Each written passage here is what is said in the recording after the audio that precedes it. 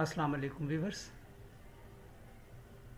आज का जो हमारा टॉपिक है वो है एक मैनेजर्स की अच्छी कमज़ोरी क्या हो सकती है। आइए इस पे बात करते हैं। क्या आपने कभी सोचा कि एक बेहतरीन मैनेजर भी कमज़ोर हो सकता है? हैरान की बात यह है कि बाज़ औक़ात मैनेजर की सबसे बड़ी ताकत ही उसकी सबसे बड़ी कमज़ोरी बन जाती है। हैरान कुन बात यह है कि बाज़ औक़ात मैनेजर की सबसे बड़ी ताकत ही उसकी सबसे बड़ी कमज़ोरी बन जाती है।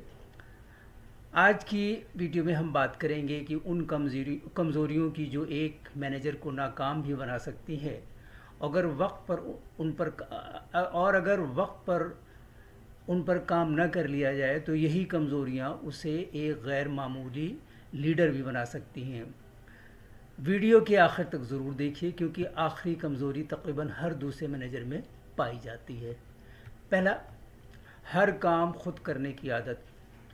बहुत से मैनेजर समझते हैं कि अगर वो खुद हर काम करेंगे तो नताइज भी बेहतर आएंगे, लेकिन हकीकत इसके बरक्स है।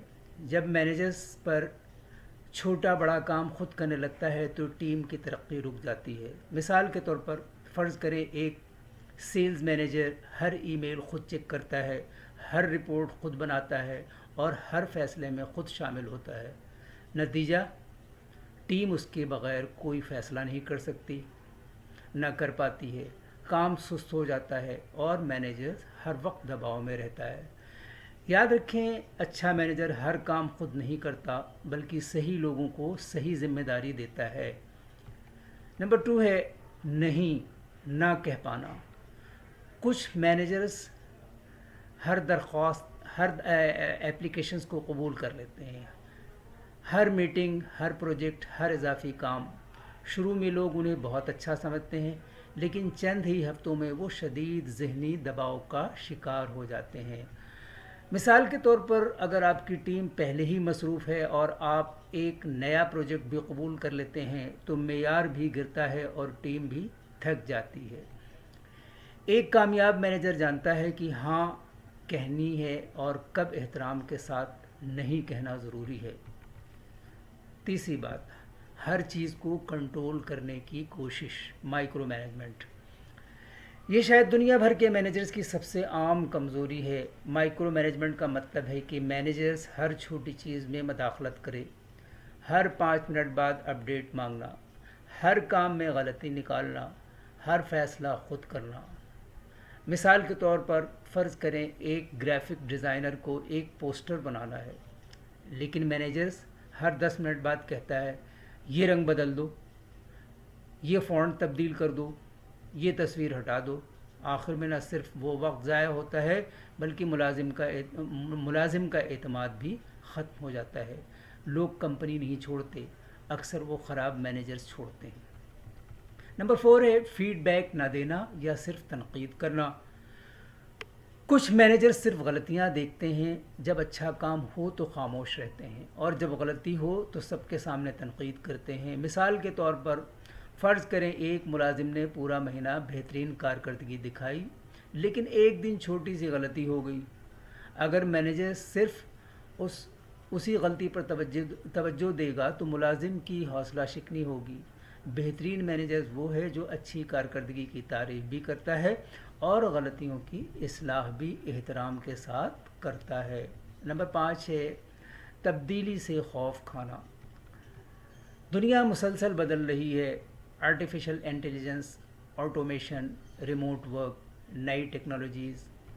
अगर मैनेजर सिर्फ पुराने तरीक़ों पर कायम रहे तो पूरी टीम पीछे रह सकती है।